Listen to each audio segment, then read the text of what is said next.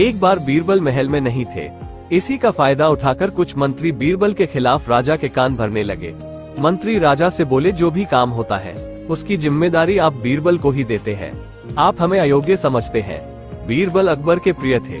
वो जानते थे कि बीरबल बहुत बुद्धिमान है, लेकिन मंत्री निराश न हो, इसके लिए राजा ने एक तरकीब निकाली और कहा, हम तुम सभी से एक प्रश्न का उत्तर जानना चाहते हैं, और अगर प्रश्न का उत्तर न दे पाए तो तुम सभी को फांसी की सजा सुनाई जाएगी। मंत्री बोले, ठीक है महाराज।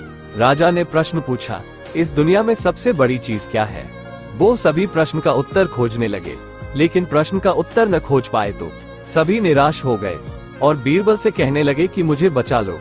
बीरबल को पहले से सब पता था। वो मंत्रियों से बोले, हम तुम्हें बचा लेंगे, लेकिन तुम्हें वही करना होगा जो हम कहेंगे। सभी मंत्री राजी हो गए। बीरबल ने एक पालकी मंगवाई और उसमें खुद बैठ गए। मंत्रियों से कहा, पालकी उठाओ और महल की ओर चलो।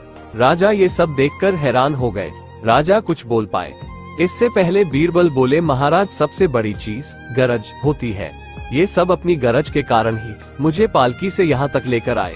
राजा हंसने लगे और मंत्रियों ने अपना सिर नीचे झुका लिया। निष्कर्ष दोस्तों, हमें कभी भी किसी की योग्यता से जलना नहीं चाहिए, बल्कि उससे सीख लेकर आगे बढ़ना चाहिए। नहीं तो अंत में यही होता है जो मंत्रियों का हुआ।